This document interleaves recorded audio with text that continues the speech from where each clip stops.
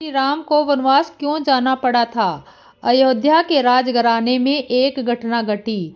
जिस राम के राज्य अभिषेक की तैयारी चल रही थी उसे अचानक वनवास जाने को कहा गया। उनके साथ कौशल राज्य के लाखों युवक भी चल दिए, पर शेष सभी वन की पीड़ा को झेल नहीं पाए और एक एक कर वापिस आ गए, पर राम, लक्ष्मण और सीता नहीं लौटे। इस घटना से कई प्रश्न उत्पन्न होते हैं। क्या राजा दशरथ, माता कैकेयी और अयोध्या को पूरी राज सभा में यह प्रश्न नहीं किया जाना चाहिए था कि श्री राम, लक्ष्मण और सीता को किस अपराध का दंड दिया गया? राजा दशरथ कब और किस परिस्थिति में कैकेयी को 2 वरदान वचन दिए थे? 2 ही वचन क्यों दिए? प्रचलन तो 1 या 3 वरदान का होता है। यदि राजा दशरथ ने कैकेयी को कोई वचन दिया भी था तो यह विषय उन दोनों के बीच का था। उसके लिए किसी तीसरे निर्दोष व्यक्ति को कष्ट क्यों दिया जाए? राम, जिन्हें न्याय की मूर्ति भी कहा जाता है, उन्होंने स्वयं के साथ हुए इस अन्याय को क्यों स्वीकार कर लिया? यदि राम, लक्ष्मण और सीता वन में चले गए तो सदैव भटकते क्यों रहे? वन में एक स्थान पर टिक करके भी रह सकते थे। कैकेयी क्या इतनी बेवकूफ थी जो मंथरा दासी की बातों में आ गई? यदि भरत राजा बन भी जाते तो इससे मथुरा को क्या लाभ हो जाता? यदि भरत का राज्य अभिषेक करना ही था तो यह कार्य राम को बिना वनवास भेजे ही हो सकता था। फिर वनवास का क्या औचित्य था? यदि भरत को राजा बनाने के लिए राम को वनवास भेजना था तो पूरे जीवन के लिए भेज देती, राम उसे भी स्वीकार कर लेते। ये तो 14 वर्ष का ही चक्कर था। यदि कैकेयी को यह डर था कि राम कुछ समय बाद दोबारा सत्ता पर आए आधिपत्य की मांग कर सकता है तो यह काम तो राम को 14 वर्ष के बाद भी शक्ति के दम पर कर सकते थे। फिर इस प्रसंग का क्या औचित्य रह जाता? क्या दशरथ मात्र अयोध्या का कौशल के राजा थे? रामायण के सैकड़ों संस्करण हैं, हर लेखक में एक ही घटना व्याख्या अपने अपने तरीके से की है, जिसे आप आज के शब्द में तुक्केबाजी भी कह सकते हैं। यदि उनसे किसी को उनके लिए सजा ही नहीं दी गई तो मुझे तुक्केबाजी का अधिकार प्राप्त होता है। प्राप्त जानकारियों के अनुसार राजा दशरथ युद्ध कला में इतने निपुण थे कि 8वें और 9वें देवासुर संग्राम में देवताओं ने राजा दशरथ को सेनापति नियुक्त किया था। दोनों ही युद्ध में कैकेयी दशरथ की सारथी थी, जबकि असुरों का सेनापति रावण था। 9वें देवासुर संग्राम में ही राजा दशरथ ने रावण को बंदी बनाकर इंद्र को सभा में प्रस्तुत किया था और उसी समय मेघनाथ ने स्वर्ग पर आक्रमण कर दिया और रावण को छुड़ा कर ले गया। दशरथ उस युद्ध में मूर्छित हो गए। कैकेयी ने कमान संभाली और दशरथ को सही सलामत धरती पर ले आई। अपने प्राणों की रक्षा के लिए दशरथ कैकेयी को एक वरदान देना चाहते थे, पर कैकेयी ने यह कहकर बात को टाल दिया कि 1 नहीं 2 वरदान लूंगी, पर समय आने पर लूंगी। दशरथ ने भी इसे सहर्ष स्वीकार कर लिया। उसके बाद दशरथ ने कई अश्वमेध यज्ञ भी किए थे जो कि पूर्ण सफल रहे। इसके कारण दशरथ मात्र अयोध्या के राजा नहीं बल्कि सार्वभौमिक आराध्य के चक्रवर्ती सम्राट बन गए थे। जब दशरथ राम को अपना उत्तराधिकारी नियुक्त कर रहे थे तब यह मात्र अयोध्या के राजा का चयन नहीं हुआ बल्कि आर्यत के चक्रवर्ती सम्राट का चयन हुआ था। मथुरा और कैकेयी के रिश्ते को भी समझना आवश्यक है कि किसी कारणवश राजा अक्षयपति के कई संतानों का निधन कर चुका है। वैद्य ने यह परामर्श दिया कि बच्चे को यदि माता के स्थान पर किसी और का दूध पिलाया जाए तो प्राण बच सकते हैं। इसलिए अक्षयपति ने मथुरा को कैकेयी को दूध पिलाने के लिए नियुक्त किया। बाद में वह कैकेयी की पूरी देखरेख करने लगी। कैकेयी ने मंथरा दासी नहीं बल्कि उसकी माता के ही समान था, इसलिए वह निरस होकर कैकेयी के हर समय की बात किया करती थी और कैकेयी को भी उसकी बातों को गंभीरता से लेती थी। उपरोक्त बातें ऐसी है कि अब मेरी तुक्केबाजी प्रारंभ होती है कि इस ग्रंथ में ऐसा नहीं है। मेरा मानना है कि जब राम के राज्याभिषेक का समय आया तो चूंकि कैकेयी शासन व्यवस्था के संभालने में निपुण थी, इसलिए राज्याभिषेक की सभी तैयारियों को बातों के से दे दिया। दासी मंथरा ने यह कहकर उपवास दिया कि अब सम्राट का ज्येष्ठ पुत्र सम्राट नहीं बनेगा, पर कौन होगा। जब कैकेयी ने इस कटावस्था का अर्थ जाना तो वह मंथरा ने कहा कि यह कौन है, किस आधार पर जांचने आए हैं और यह इस पद के योग्य है भी या नहीं। राम की माता कौशल्या बड़ी चतुर और गंभीर स्वभाव की है, उसकी थाह कोई नहीं पाता। उसने मौका पाकर अपनी बात माना ली। राजा ने जो भरत को नैनीहाल भेज दिया उसमें आप बस राम की माता को ही सलाह समझिए। कौशल्या समझती है कि सब सौतें तो मेरी अच्छी सेवा करती है, एक भरत की माँ पति के बल पर रहती है। कौशल्या को तो तुम ही साल खटक रही हो, किंतु वह कपट करने में चतुर है, अतः उसने हृदय का भाव जानने में नहीं आता।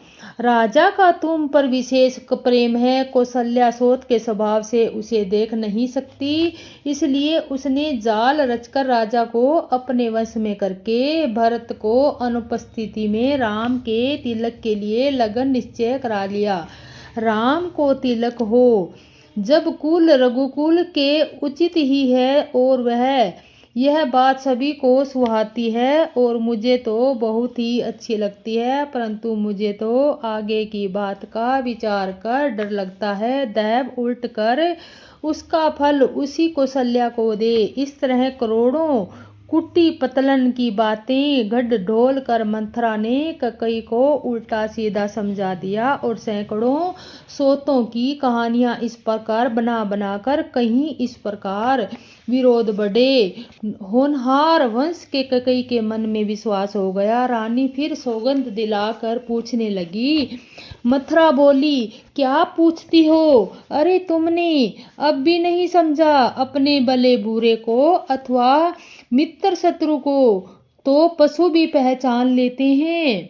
पूरा पखवाड़ा बीत गया, सामान सजते और तुमने खबर पाई और आज मुझसे मैं तुम्हारे राज में खाती पहनती हूँ, इसलिए सच कहने में मुझे कोई दोष नहीं है। यदि मैं कुछ बनाकर झूठ कहती होंगी तो विधाता मुझे दंड देगा। यदि कल राम को राज तिलक हो गया तो तुम्हारे लिए विधाता ने विपत्ति का बीज बो दिया है। मैं यह बात लकीर खींचकर बलपूर्वक कहती हूँ, हे भामिनी, तुम तो अब दूध की मक्खी हो गई हो जो पुत्र सहित कौशल्या की चाकरी बनाओगी तो घर में रह सकोगी, अन्यथा घर में रहने का दूसरा उपाय नहीं है। कद्रू ने विनता को दुख दिया और तुम्हें कौशल्या देगी। भरत कारागार का सेवक करेंगे, जल की हवा खाएंगे और राम के नायब सहकारी होंगे। कैकेयी मंथरा भी कड़वी वाणी सुनते ही डरकर सूख गई, कुछ बोल नहीं सकती। शरीर में पसीना आ गया और वह केले की तरह कांपने लगी। अब कुंवरी मंथरा ने अपनी जीभ दांतों तले दबाई। उसे भय हुआ कि कहीं भविष्य का अत्यंत डरावना चित्र सुनकर कैकेयी कोई हृदय की गति न रुक जाए, जिससे उल्टा सारा काम ही बिगड़ जाए। फिर कपट की करोड़ों कहानियां कह कहकर उसने रानी को खूब समझाया कि धीरज रखो। कैकेयी का भाग्य पलट गया, उसे कुचाली प्यारी लगी। वह बगुली को हंसनी मांगकर वैरणी को हित मानकर उसकी सराहना करने लगी। कैकेयी ने कहा, मंथरा सुनो, मेरी बात सत्य है, मेरी दाहिनी आंख नित्य फड़का करती है। मैं प्रतिदिन रात को बुरे सपने देखती हूँ, किंतु अपने अज्ञानवश तुमसे कहती नहीं। सखी क्या करूँ, मेरा तो सीधा स्वभाव, मैं दायां बायां कुछ भी नहीं जानती। अपनी चलते जहाँ तक मेरा वश चला, मैंने आज तक कभी किसी को बुरा नहीं कहा। फिर न जाने किस पाप ने मुझे एक ही साथ यह दुसह दुख दिया है। मैं भले ही नहर जाकर वहीं जीवन बिता दूं, पर जीते जी सोत की चाकरी नहीं करूंगी। दैव जिसको सुंदर से वश में रखकर जिलाता है, उसके लिए जीने की उपेक्षा मरना ही अच्छा है। रानी ने बहुत प्रकार से दीन वचन कहे। रानी ने बहुत प्रकार से दीन वचन कहे। उन्हें सुनकर कुंवरी ने चितरिया चरित्र फैलाया। वह बोली, तुम मन में गलानी मान कर ऐसा क्यों कर रही हो? तुम्हारा सुख सुहाग दिन दुगना होगा। जिसने तुम्हारी बुराई चाही, वही परिणाम में यह बुराई के रूप फल पाएगी। हे स्वामिनी, मैंने जब से कुमित सुना है, तब से मुझे न तो दिन में भूख लगती है और न रात में नींद आती है।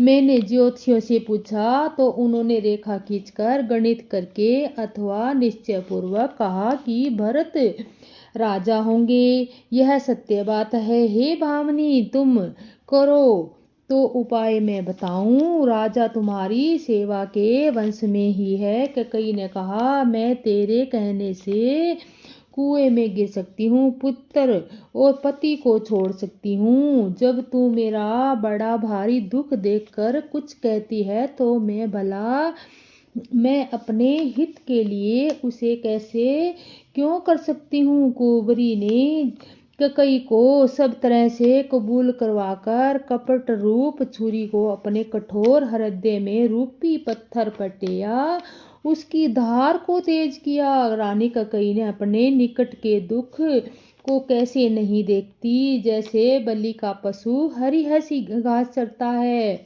मथुरा की बातें सुनने में तो कोमल है, पर परिणाम में कठोर भयानक है। मानो वह शहद में घोलकर जहर पिला रही हो। दासी कहती है, हे स्वामिनी, तुमने मुझको एक कथा कही थी, वह याद है कि नहीं आपको? तुम्हारे 2 वरदान राजा के पास धरोहर है। आज उन्हें राजा से मांगकर अपनी छाती ठंडी करो। पुत्र को राज्य और राम को वनवास दो और सोत का सारा आनंद तुम ले लो। जब राजा राम की सौगंध खा ले, तब वह वर मांगना जिससे वचन न टलने पाए। आज की रात गुजर गई तो काम बिगड़ जाएगा। मेरी बात को हृदय से प्रिय समझना। पापनी मंथरा ने बड़ी बुरी घातक लगाकर कहा, कोप भवन में जाओ, सब काम बड़ी सावधानी से बनाना। राजा पर सहसा विश्वास न करना, उनकी बातों में न आना। कुंवरी को रानी ने प्राणों के समान प्रिय समझकर बार बार उनकी बड़ी बुद्धि का बखान किया और बोली, संसार में तेरे समान हितकारी और कोई नहीं है। तू मुझ पर बही जाती हुई के लिए सहारा हुई है। यदि विधाता कल मेरा मनोरथा पूरा कर दे तो हे सखी, मैं तुझे आंखों की पुतली बना कर लूंगी। इस प्रकार दासी को बहुत तरह से आदर देकर कैकेयी कोप भवन में चली गई। विपदी कलह बीज है, दासी वर्षा ऋतु है। कैकेयी की कुबुद्धि उस बीज के बोने के लिए जमीन में हो गई। उसने कपट रूपी जल पाकर अंकुर फूट निकला। दोनों वरदान उसे अंकुर के 2 पत्ते हैं और अंत में इसने दुख रूपी फल होगा। कैकेयी कोप का सब साज कर कोप भवन में जा सोई। राज्य करती हुई वह अपने दुष्ट बुद्धि से नष्ट हो गई। राजमहल और नगर में धूमधाम मच रही है। इस कुचाल की कोई कुछ नहीं जानता। बड़े ही आनंदित होकर नगर के सब स्त्री पुरुष शुभ मंगलाचार के साज सज रहे हैं। कोई भीतर को जाता है, कोई बाहर निकलता है। राजद्वार में बड़ी भारी भीड़ हो रही है। श्री रामचंद्र जी के बाल सखा राज तिलक के समाचार सुनकर हृदय में हर्षित होते हुए 10-5 मिलकर श्री रामचंद्र जी के पास आते हैं। प्रेम पहचान कर प्रभु श्री रामचंद्र जी को उनका आदर करते हैं और कोमल वाणी से कुशल क्षेम पूछते हैं। अपने प्रिय सखा श्री रामचंद्र जी की आज्ञा पाकर वे आपस में एक दूसरे को श्री रामचंद्र जी की प्रशंसा करते हुए घर लौटते हैं और कहते हैं, संसार में श्री रघुनाथ जी के समान शील और स्नेह को निभाने वाला कौन है। भगवान हमें यही दे कि हम अपने कर्म वंश भ्रमते हुए जिस जिस योनि में जन्मे वहाँ उस योनि में हम तो सेवक हों और सीतापति श्री रामचंद्र जी हमारे स्वामी हों और यह नाता अंत में निभ जाए। नगर में सबकी ऐसी ही अभिलाषा है, परंतु कैकेयी के हृदय में बड़ी जलन हो रही है। कुशपति का पाकर कौन नष्ट नहीं होता। नीच के मतानुसार चलते ही चतुराई नहीं रह जाती। संध्या के समय राजा दशरथ आनंद के साथ कैकेयी के महल में गए। जैसे साक्षात पाकर श्री धारण कर निठुरता के साथ हो गया हो। कोप भवन का नाम सुनकर राजा सहम गए। डर के मारे उनका पांव आगे नहीं पड़ता। समीय देवराज इंद्र जिनकी भुजाओं के बल पर रक्षकों के निर्भय होकर बसता है और प्रभु राजा लोग जिनका रुख देखते ही रहते हैं, और वही राजा दशरथ स्त्री का क्रोध सुनकर सूख गए। कामदेव का प्रताप और महिमा तो देखिए, जो त्रिशूल वृष और तलवार आदि की चपेट में अपने अंगों पर सहने वाले हैं, वे रतिनाथ कामदेव के पुष्प बाण में मारे गए। राजा डरते डरते अपनी प्यारी कैकेयी के पास गए। उनकी दशा देखकर उन्हें बड़ा ही दुख हुआ। जमीन पर पड़ी है कैकेयी, पुराना मोटा कपड़ा पहने हुए, शरीर के अनेक प्रकार के आभूषण उतार कर फेंक दिया है, और उस दुबधी कैकेयी को यह कुवेश्ता बुरा वेश कैसे फब रही है। जैसे भावी विधवापन की सूचक हो। राजा उनके पास जाकर कोमल वाणी से बोले, हे प्राण प्रिय, किस लिए रिसाई हो, रूठी हो। हे रानी, किस लिए रूठी हो। यह कहकर राजा उसे हाथ से स्पर्श करते हैं तो वह उसके हाथ को झटक कर हटा देती है और ऐसे ही देखती है जैसे क्रोध से भरी हुई नागिन क्रूर दृष्टि को देख रही हो। दोनों वरदानों की वासनाएं उसे नागन की जो दो जीभ हैं और दोनों वरदान दांत है, वह काटने के लिए मर्म स्थान देख रही है। तुलसीदास जी कहते हैं कि राजा दशरथ होनार के वंश में होकर इसे इस प्रकार हाथ झटकने और नागिन की भांति देखने कामदेव की क्रीड़ा को समझ रहे हैं। राजा बार बार कह रहे हैं, हे सुमुखी, हे सुलोचनी, कोलुबेनी और गर्जाननी, मुझे अपने क्रोध का कारण तो सुना। हे प्रिय, किसने तेरा अनिष्ट किया है, किसने के दो सिर है, यमराज किसे लेना अपने लोक को ले जाना चाहते हैं, वह किस कंगाल को राजा बना दूं, किस राजा को देश से निकाल दूं। तेरा शत्रु अमर देवता भी हो, मैं भी उसे मार सकता हूँ। बेचारे कीड़े मकोड़े सरीखे नर नारी तो चीज क्या। हे दूसरी, तू तो मेरा स्वभाव जानती ही कि मेरा मन सदा तेरा मुखी रूपी चंद्रमा का चकोर है। हे प्रिय, मेरी प्रजा, कुटबंदी, सर्वदय, संपत्ति, पुत्र, यहाँ तक कि मेरे प्राण भी, ये सब तेरे वंश में हैं। यदि मैं तुझसे कपट करके कहता हूँ तो भामनी, मुझे 100 बार राम की सौगंध है, तू हंसकर प्रसन्नता पूर्वक अपनी मनचाही बात मांग ले और अपने मनोहर अंगों को आभूषणों से सजा। मौका बेमौका तो मन में विचार कर देखकर हे प्रिय, जल्दी से बुरे भेष को त्याग दे। यह सुनकर मन में राम जी की बड़ी सौगंध को विचार कर मंद बुद्धि कैकेयी हंसती हुई उठी और गहने पहनने लगी, मानो कोई भीलनी मृग को देखकर फंदा तैयार कर रही हो। अपने जी में कई की सुहद जानकर दशरथ जी को प्रेम में पुलकित होकर कोमल और सुंदर वाणी से बोले, हे भामनी, तेरा मन चित्ता हो गया। नगर में घर घर आनंद के बधावे बज रहे हैं। मैं कल ही राम को युवराज पद दे रहा हूँ, इसलिए हे सुनैनी तू मंगल साज सज। यह सुनते ही उसका कठोर हृदय दयक उठा, जैसे पका हुआ बाल तोड़ छू गया हो। हे भामनी, हे कृपाली, ऐसी भारी भीड़ पीड़ा को भी तू उसने हंसकर छिपा लिया, जैसे चोर की स्त्री प्रकट होकर नहीं रोती जिसमें उसने भेद न खुल जाए। राजा उनकी कपट चतुराई को नहीं लाग सक रहे, क्योंकि वह करोड़ों कुटीर और श्रोमणी गुरु मंत्रा की पढ़ाई हुई है। यद्यपि राजा नीति में निपुण है, परंतु चित्तर्याधीन अमीर वस्त्र है, फिर भी वह कपटयुक्त प्रेम बढ़ाकर ऊपर से प्रेम दिखाकर नेत्र और मुंह तोड़कर हंसती हुई बोली, हे प्रियतम, आप मांग मांग तो कहा करते हैं, पर देते लेते कुछ भी नहीं है। आपने तो 2 वरदान देने को कहा था, इसमें भी मिलने में संदेह है। राजा ने हंसकर कहा, अब मैं तुम्हारा मर्म मतलब समझा। मान करना तुम्हारे परम प्रिय है। जिन चरणों से परम पवित्र देव नदी गंगा जी प्रकट हुई, उन्हें शिव जी ने सिर पर धारण किया और चरण कमलों को ब्रह्मा जी को पूजते हैं। कृपालु हरि, आपने उन्हें को मेरे लिए सिर पर रखा है। इस प्रकार बार बार भगवान के चरणों में गिरकर जो मन को बहुत ही अच्छा लगा, उस वर को पाकर गौतम की पत्नी अहिल्या आनंद से भरी हुई पतिलोक को चली गई।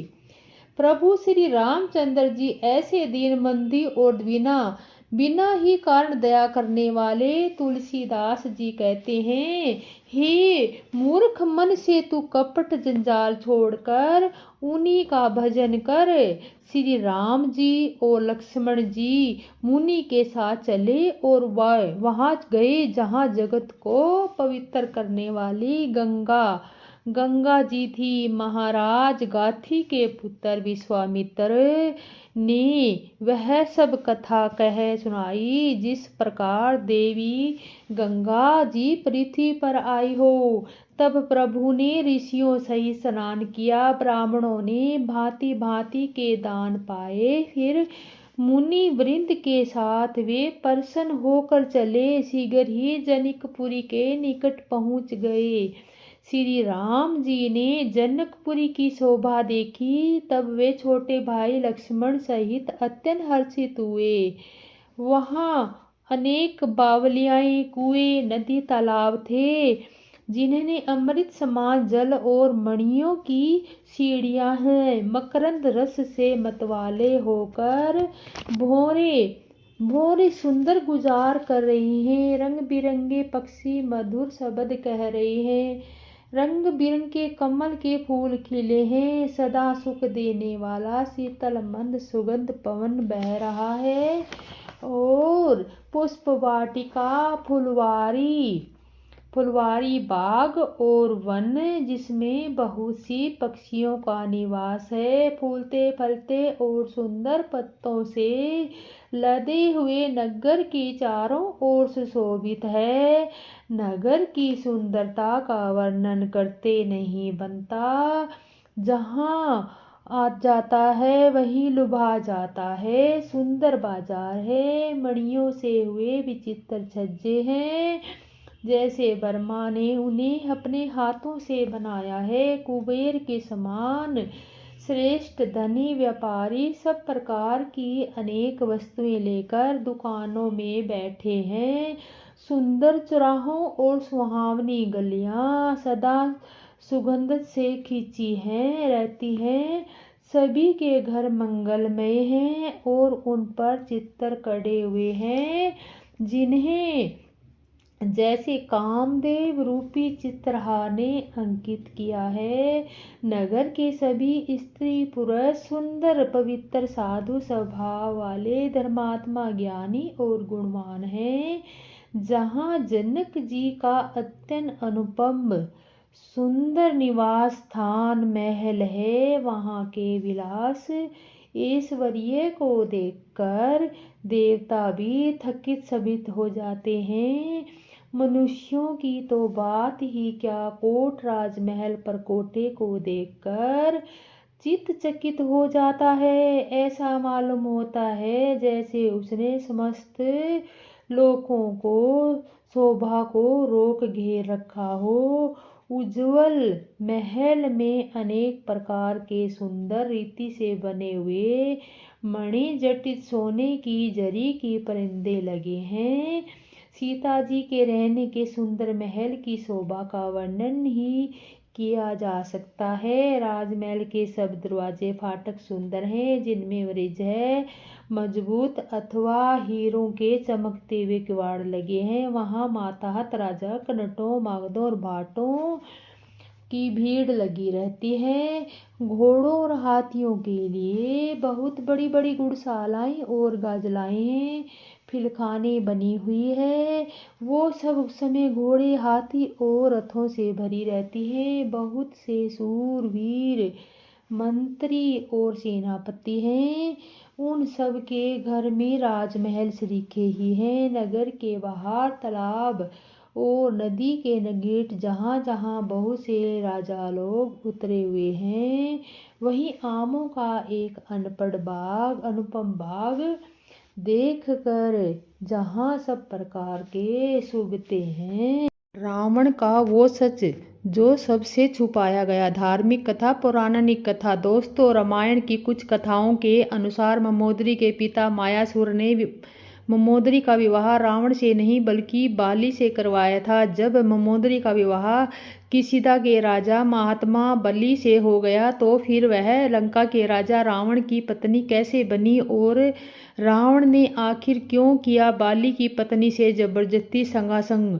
तो आइए जानते हैं दोस्तों। बाली की वरदानी शक्ति दिन दुगनी रात चौगुनी बढ़ती जा रही थी। उसका प्रमुख कारण यह था कि सुबह शाम ऋषि की तरह संध्यावंदन करते बिना अपना दिन की रात शुरू नहीं करता था। जब भी किसी शत्रु का वध करता था तो उसके बाद उसके पाप निर्वाण के लिए तपस्या अवश्य करता था। एक बार की बात है, महाराज बाली तपस्या कर रहे थे। उधर ब्रह्मा जी और शिव जी के वरदान पाने के लिए रावण तीनों लोकों में युद्ध करके छल बल से किसी न किसी प्रकार सबको हराता हुआ और धीरे धीरे पूरे पाताल आकाश अंतरिक्ष को जीत चुका था।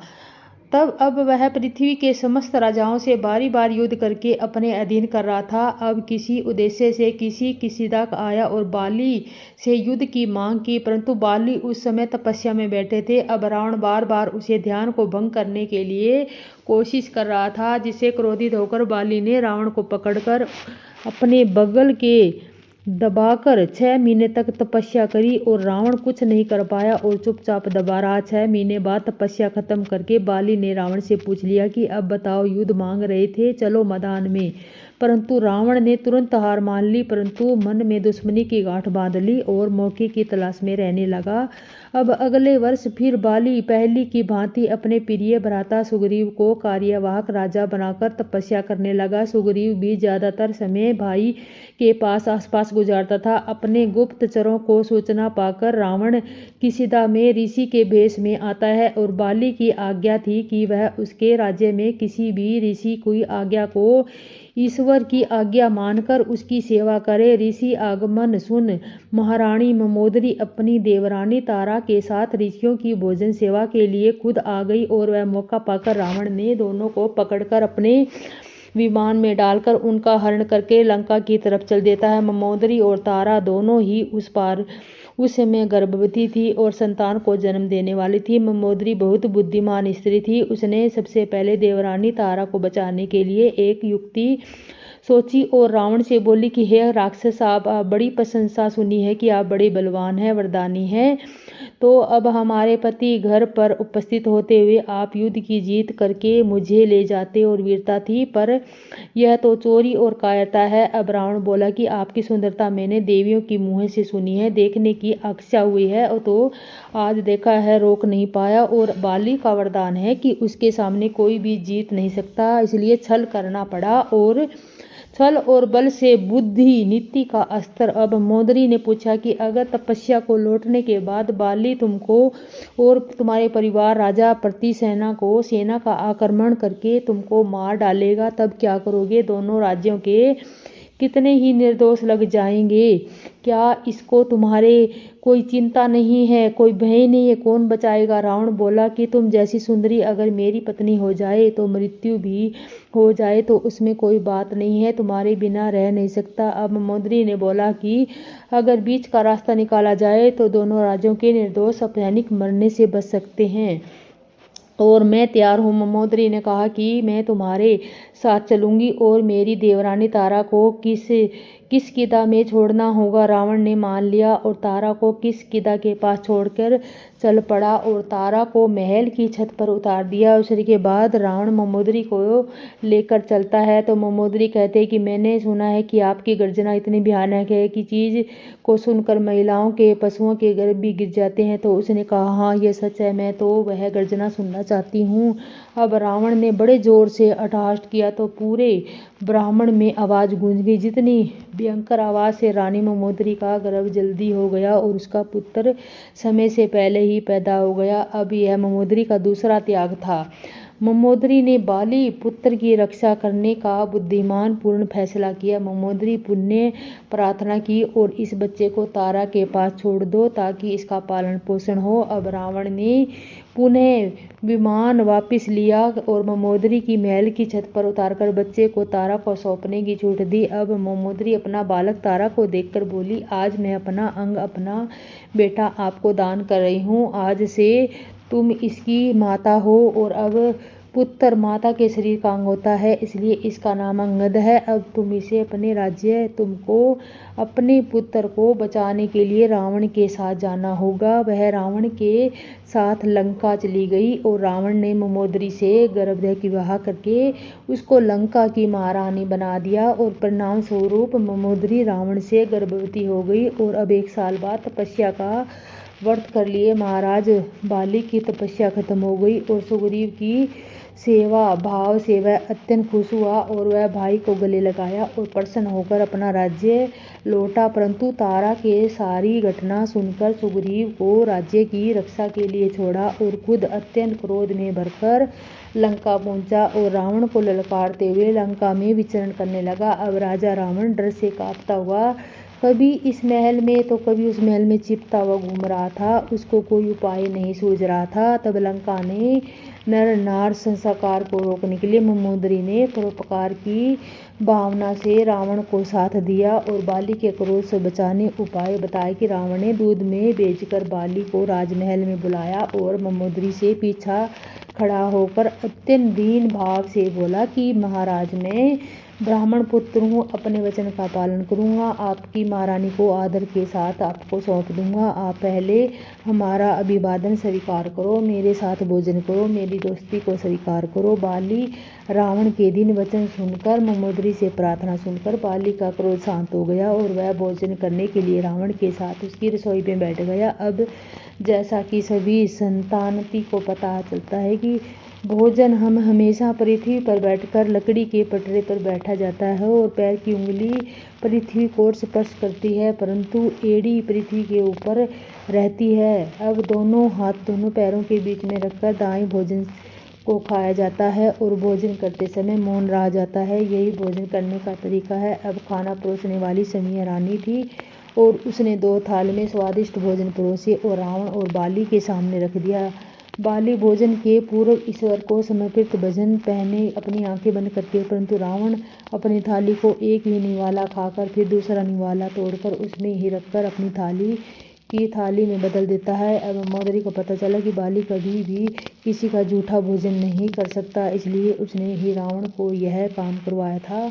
अब बाली ने ऐसा करते देखकर खड़े होकर अत्यंत क्रोध में गर्जना की, जिसको सुनकर लंका में ममोदरी सहित 72,000 राक्षस के गर्भ एक साथ गिर गए और पूरी चारों तरफ हाहाकार मच गया। अब रावण अपनी पुत्री मृत्यु पक्की समझकर ममोदरी के पीछे छुपा। अब गर्भसात के दर्द के समेटे हुए पुनः ममोदरी हाथ जोड़कर बोली, हे महात्मा वैष्णव बलवान, मैं महाराजा बाली अपने सामने एक रावण एक तुच्छ प्राणी है। ऋषि वृक्ष संगीत स्वार्थी नहीं रहती। आप इसके बारे में एक बार चखे हुए भोजन को नहीं खा सकते।